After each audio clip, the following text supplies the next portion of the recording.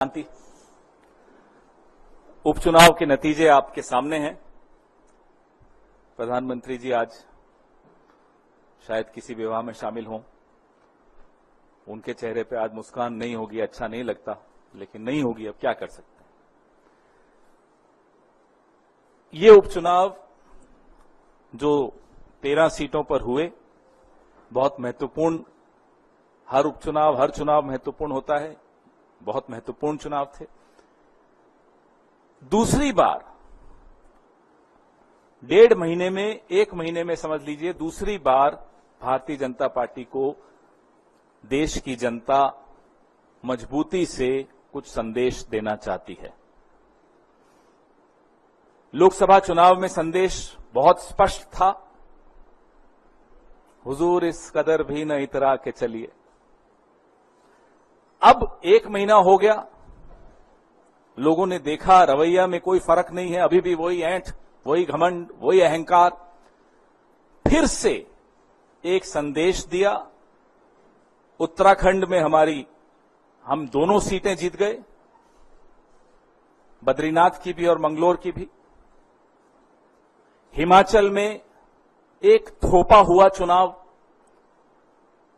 निर्दलीय 3 विधायकों से इस्तीफा लिया गया, उनसे इस्तीफा करवाया गया, हमारी सरकार को अस्थिर करने का प्रयास किया गया और जनता का पैसा एक थोपे हुए चुनाव पर बर्बाद करवाया गया।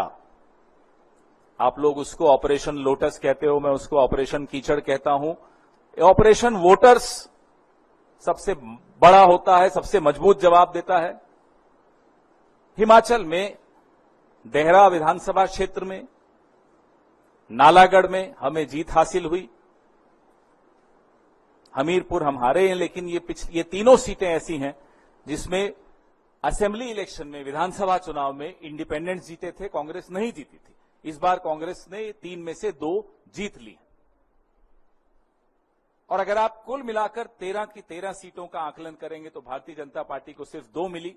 अमरवाड़ा पे मैं आता हूं, जो मध्य प्रदेश का विधानसभा क्षेत्र है, जहां इतिहास में शायद पहली बार हुआ होगा कि काउंटिंग करते हुए अधिकारी लंच की ब्रेक लेते हैं, काउंटिंग रोक के। पूरा अमला, पूरा प्रशासन जुट जाता है कांग्रेस को हराने के लिए। जो व्यक्ति पिछला विधानसभा 25,000 से जीता, भाजपा में जाकर अब बड़ी मुश्किल से जीत पाया है। जनता देख रही है।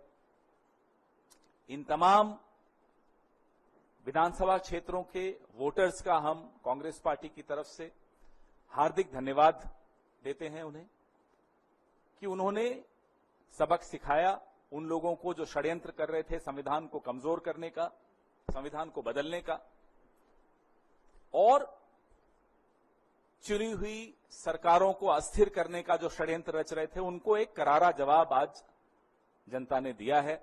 सबसे पहले उनका धन्यवाद।